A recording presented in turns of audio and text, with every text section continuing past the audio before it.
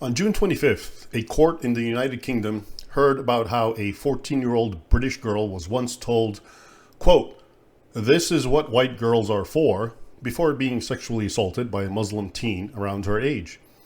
In the victim's own words, quote, "He said it was my own fault. I'd led him on. I shouldn't have walked around in what I was dressed in. I deserved it, and that is what white girls were for."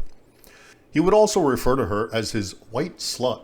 The same court heard about how another Muslim man, after having his way with another British girl, also called her the same word, as well as a dirty bitch, before spitting at her and laughing. Now, what's striking about these revelations is that the very same logic and verbatim words have been used by legions of sexual assailants of a certain religion who tend to see the females of a certain race as nymphomaniacal masochists who want nothing else in life but to be degraded, used, and abused. Here are but a few more examples. In 2014, a Muslim man explained to another British woman why he was sexually assaulting her. "You white women are good at it," said he, between her crying and struggling. That, of course, is just another variant of "this is what white girls are for," as that other more recent UK courtroom heard on June 25th. In 2020, another British woman revealed that her Muslim molesters called her a white cunt, and a white whore, and a white bitch. In 2019, another court heard how a British girl was, quote, "passed around like a piece of meat" among her Muslim assailants.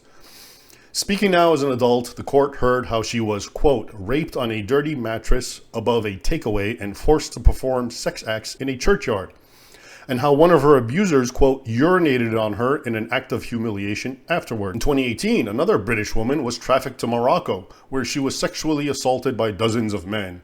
"They, quote, made me believe I was nothing more than a slut and a white whore," she recollects. "They treated me like a leper, apart from when they wanted sex. I was less than human to them. I was rubbish." In 2015, another Muslim man called a 13-year-old girl a little white slag, British slang for promiscuous woman, before forcibly de-virginizing her. In 2013, not only did Dr. Taj Hargay, a British imam, confirm that the majority of the UK's imams promote grooming rings, in his words, he said Muslim men are taught that women are, quote, "second-class citizens, little more than chattel or possessions over whom they have absolute authority," and that the imams preach a doctrine that, quote, "denigrates all women, but treats whites with particular contempt." There's certainly no doubting that last point. While this phenomenon manifests itself with extreme regularity in that bastion of diversity, the UK, it's ultimately less about being British and more about being white. The proof is that the same thing is happening all across Europe. Thus, in Germany, in 2016, a group of Muslim migrants stalked a 25-year-old German woman and hurled, quote, "filthy insults at her and taunted her for sex." Then they explained their logic. "German girls are just there for sex," said they, before reaching into her blouse and groping her. In 2016, another Muslim man who almost killed his 25-year-old German victim while raping her and while shouting Allah, afterwards inquired if she liked it. In 2016, in Australia, a Muslim cabbie groped and insulted his female passengers, including by saying, quote, "all Australian women are sluts and deserve to be raped." Now, the bigger problem is that this issue is not limited to or a byproduct of the modern era. From the very start of Islam 14 centuries ago, Muslim men have always portrayed European women, even chaste nuns, as both sexually desirable and sexually promiscuous by nature. And as usual, it all traces back to Muhammad. As Ahmed M.H. Shboul, a Western academic of Muslim origin, euphemistically writes, quote, "The Byzantines as a people were considered fine examples of physical beauty, and youthful slaves and slave girls of Byzantine origins were highly valued. The Arabs' appreciation of the Byzantine female has a long history indeed. For the Islamic period, the earliest literary evidence we have is a hadith saying of the Prophet, Muhammad is said to have addressed a newly converted Arab, 'Would you like the girls of Banu al-Asfar?' Banu al-Asfar can be translated as the fair-haired and or skinned people. Now, despite this academic's fine take of the Arabs' appreciation of Byzantine women, who essentially represented the Europeans nearest to Arabia, Muhammad's question was meant to entice the man to join the Tabuk campaign against the Byzantine and reap its rewards. That is, the sexual enslavement of fair women.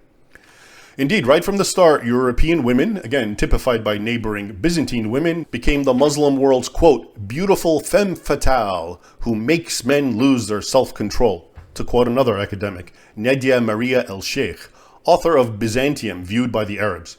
She continues, quote, our Arab sources show not Byzantine women, but writers' images of these women, who served as symbols of the eternal female, constantly a potential threat, particularly due to blatant exaggerations of their sexual promiscuity.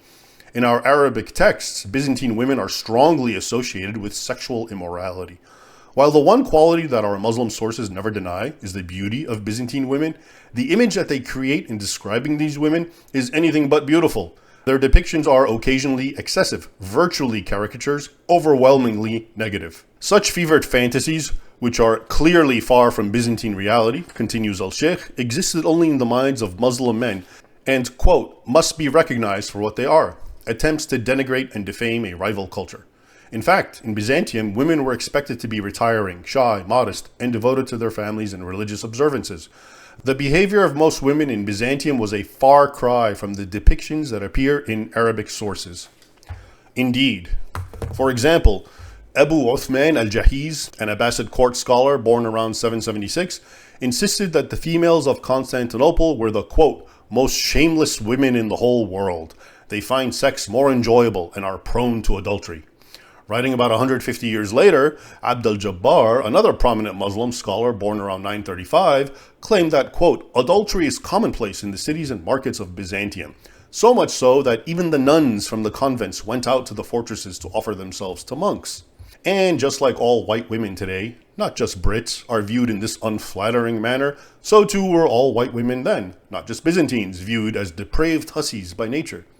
Thus, during the later crusading era, in a written excerpt that goes to great, if not pornographic, lengths, Muhammad bin Hamid, also known as Al-Isfahani, a celebrated Persian court scholar and poet, born around 1125, explained how he once saw a ship approaching which contained, quote, 300 lovely Frankish women, full of youth and beauty.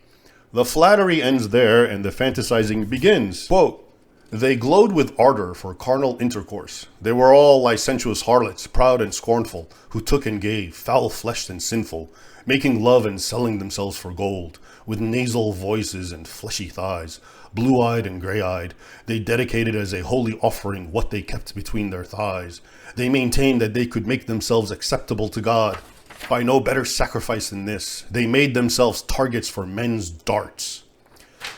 After Saladin conquered Jerusalem from the Franks in 1187, this same Al-Isfahani, who was present and aged 62 then, launched into yet another sadomasochistic tirade extolling the sexual debasement of European women and children, about 8,000 of whom were enslaved.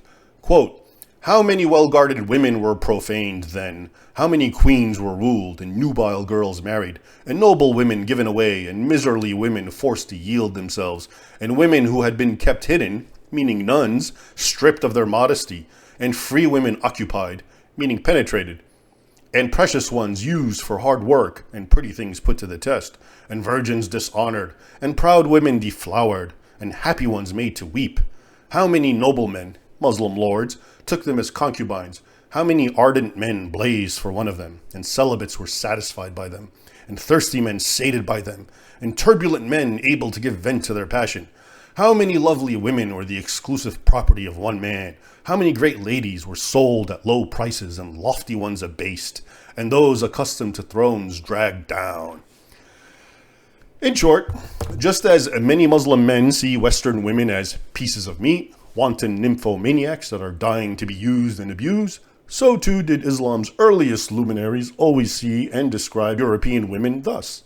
It's a real ongoing problem, but if you dare notice it, especially where it's widespread in Western Europe in general, the UK in particular, you might just get yourself arrested.